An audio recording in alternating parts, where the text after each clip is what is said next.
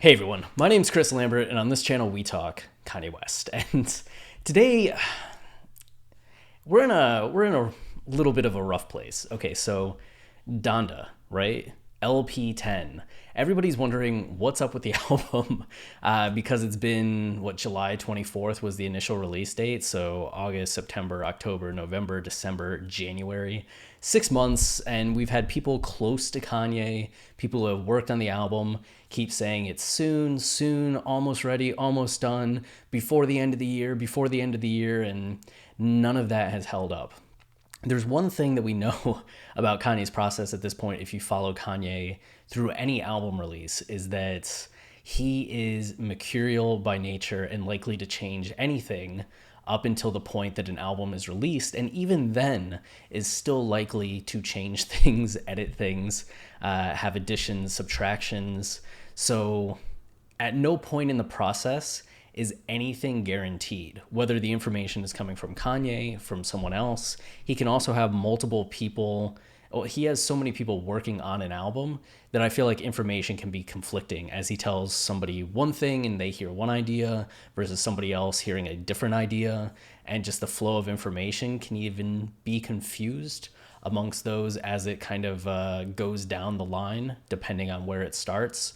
So you hear a lot of conflicting, disparate information and information that can change moment by moment, right? Up until the time something happens. So we're kind of in this rough spot with Donda, where as information comes out, it's so hard to rely on it because we know even if it is 100% true at the time, Kanye can change his mind an hour later, a day later, a week later, and suddenly everything's completely different than what it was. So it almost makes going over information like this a little silly in a sense of like most of the things on here probably won't be true by the time the album comes out.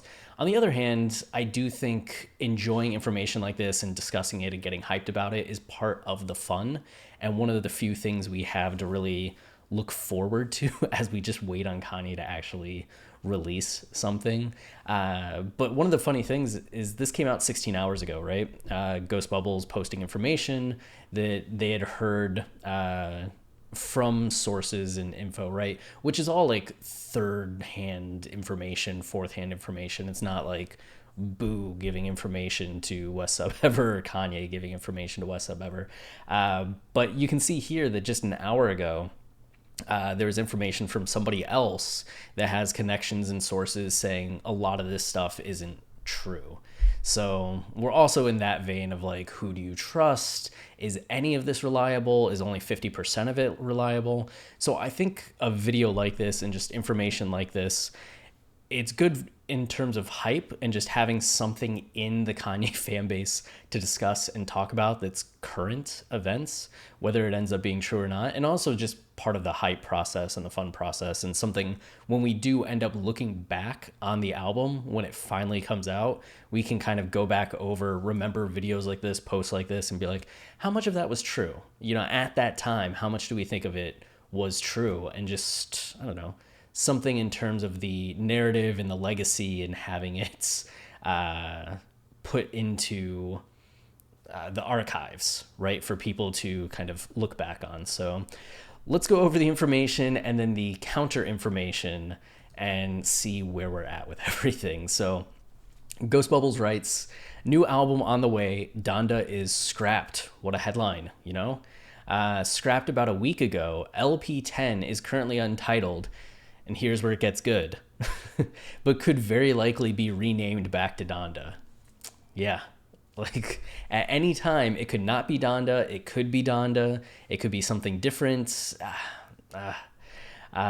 that are being kept from Donda: Alien, Hurricanes, I Feel Terrific, Television, Off the Grid, which people have wanted Alien and Hurricanes for a long time. Songs that are scrapped. God's Country, Hold the Wine, Donda, Precious, Wake the Dead, In God's Country, Up from the Ashes, Keep My Spirit Alive, and Praise God.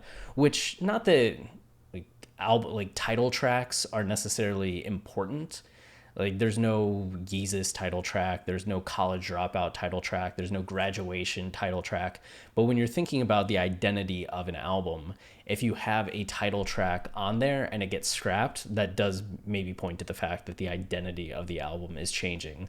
So the fact that God's Country, which was the original name that we heard, followed by Donda, is also gone or potentially gone, or at least said to be gone, would point to a new direction. But also, is it the end all be all? Sometimes it might be a little too on the nose, so you take it out and the album can still do all the things that you want it to do without needing the title track, right? Like, you don't need a late registration title track for late registration to still work as it is. Yep, Keep My Spirit Alive, praise God. Other info, 24 is being re-recorded with Casey Pluto, has to be happy about that. Donda, Spread Your Wings, features T Grizzly and one other artist. Nearly the same as OG. Nicki wasn't on Donda New Body, which she was on Yandhi New Body. Believe What I Say might drop as a single before the album. I feel like that was considered for Yandhi as the outro and for God's Country, but was never made. I don't follow leaks all that often, right? And especially Yandhi, it was kind of a similar situation with this. Things were changing so rapidly and so often that at a certain point I just going to wait and see for the album to actually come out. But I feel like that, is this not the All Day like companion song from 2015? Is this a different version of the song, same version of the song? If somebody can please illuminate for me, that would be helpful. Thank you. Because right now it would be strange for that to resurrect for Yandhi, and then stranger for it to resurrect on God's Country, right? Christ was considered for Donda. Sky City, recorded during Cardi's recent visit to Wyoming, but does not feature him, was considered as a bonus track that would be added onto the album afterwards. I just don't know how you get information like that at this point. Like, things have been so non-settled on this album to think that they would know at this point that Sky City would be added like afterward, like St. Pablo. Maybe, I don't know. Cardi wasn't on Donda, but will likely appear on LP10. Are you sure? Donda Wake the Dead was complete, featured Victory Boyd, and was produced by Peter Bourne. Peter Bourne, someone Kanye has worked with a lot over the last recent years. New album is more kickback and radio friendly, more spiritual than religious.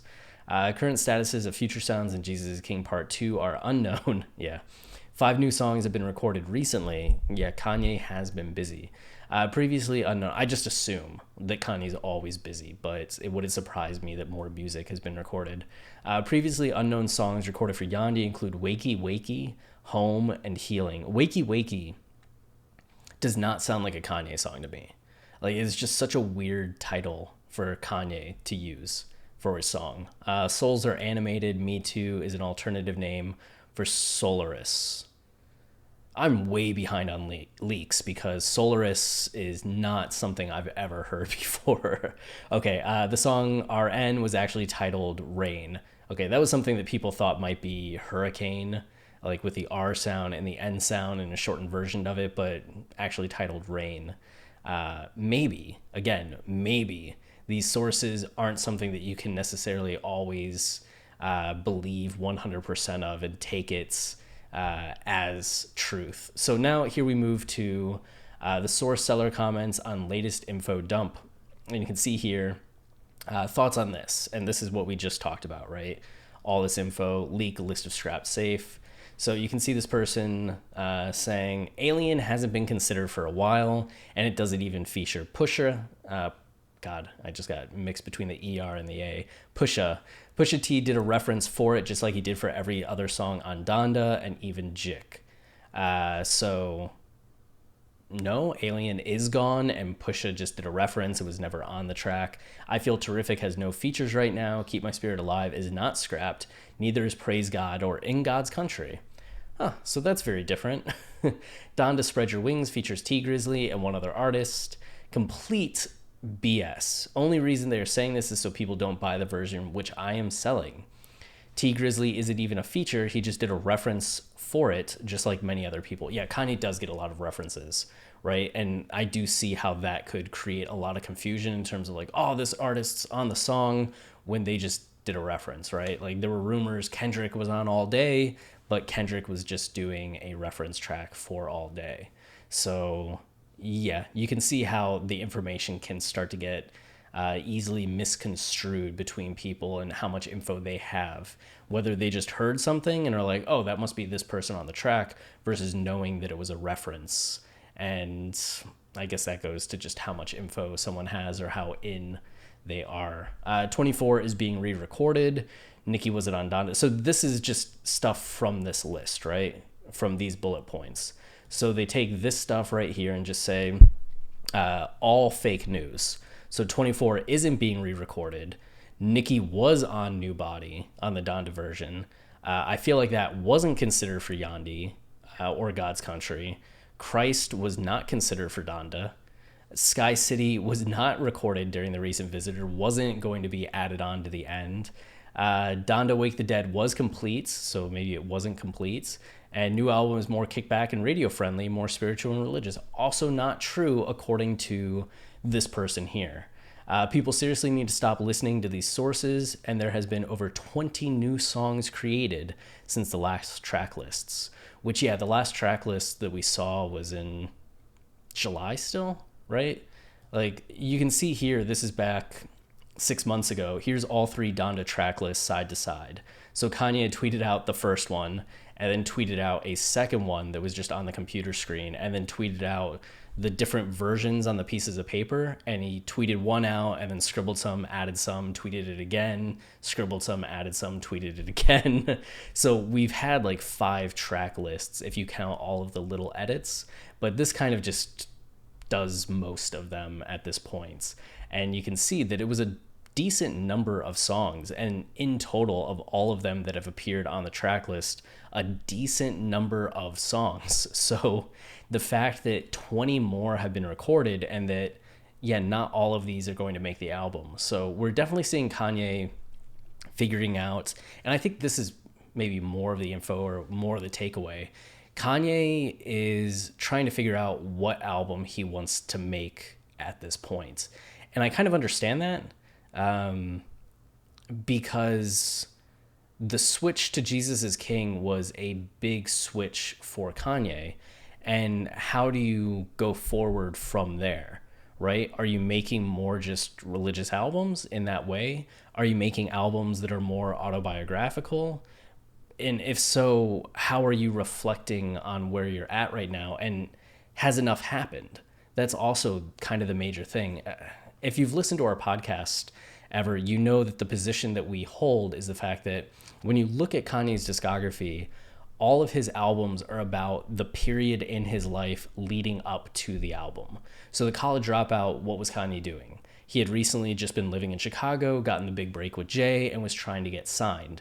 And when you look at the College Dropout, it starts with him in Chicago, goes into him getting into the music industry, right? After meeting Jay on Never Let Me Down, you get songs of him making music for people on Get 'Em High, new workout plans, slow jams, breathe in, breathe outs, before he starts doing his own sound and like forging his own path and gets signed on Last Call.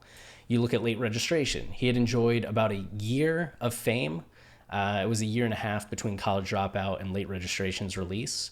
And a lot of the songs on Late Registration are Kanye reflecting on his newfound fame and looking back at the life he was living versus the life he has now. And that leads to songs like Hey Mama, Roses, Addiction, Drive Slow. So Kanye was very much in that mindset. You look at Graduation.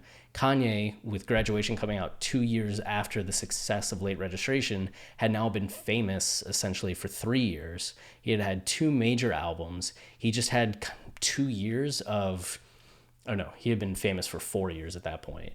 But he had just had 2 years of really exploring that fame and being like at the highest high, I think, positive wise. Like now he's even more well known and more successful, right? But there's more 50-50 in terms of how people feel about Kanye, or maybe a little bit more negativity than positivity. But back then, in that 2005 to 2007 period, it was almost all pure positivity. Kanye was a household name, a beloved artist. Even though he was controversial, people still mostly liked him rather than disliked him.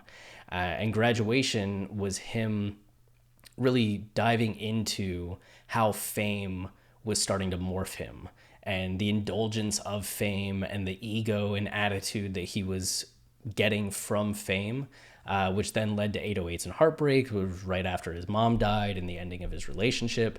Then you have My Beautiful Dark Twisted Fantasy that's playing off of, in the wake of his mom's passing and in the wake of 808s and Heartbreak, what life was he living? And especially in the wake of the Taylor Swift fiasco, him leaving America and going off on this journey away from home, right, outside of the country, and how did that all affect him at that time? Same kind of thing with Yeezus. He starts dating Kim. He starts trying to change his life. He knows that Kim's pregnant, right? She had announced that she was pregnant later in 2013, with North being born in June of 2012. She announced she was pregnant, but North was born in June of 2013. And the album came out that same month, just a few days before or a few days after.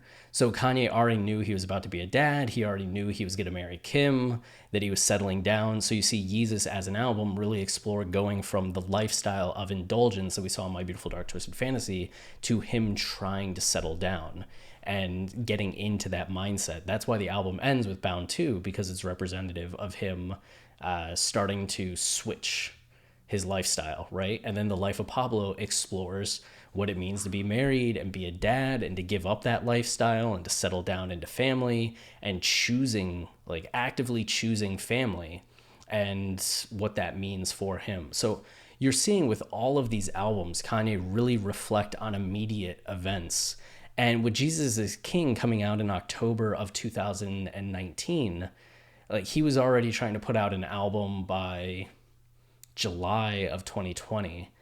I honestly don't know if enough had happened between the one album and the other for him to really comment or go through the same kind of process that he goes through. Like, I don't know what he was looking to say that's personal, because I don't know what he had really gone through in that time that was as personal. And the election stuff was a big deal, right? And we know that Kanye had scrapped Love Everybody, which was going to be his post Life of Pablo, going through a lot of what he went through in 2017. Well, especially the end of 2016 with his mental health diagnosis and hospitalization, into 2017, and just reflecting on where he was at in his life, where he's at with his health, society. And then after TMZ, he scraps all of that and makes an album in response to TMZ.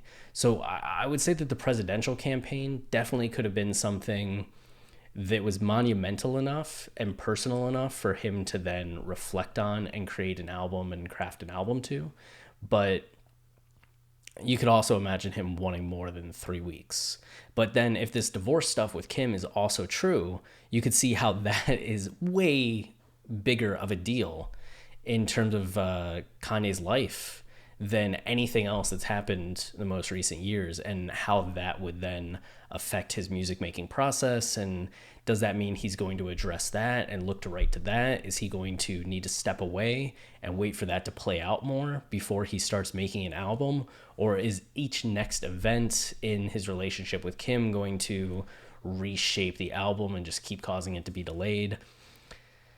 I don't know, but it makes sense to me that the album's not the same. And it makes sense to me why Kanye might be struggling with trying to figure out what this album is, because he might just be struggling in general with figuring out what he wants to say, what he's been going through, reflecting on this period of time, and trying to find what the arc of this period is. What's the main thing that this album's going to be about?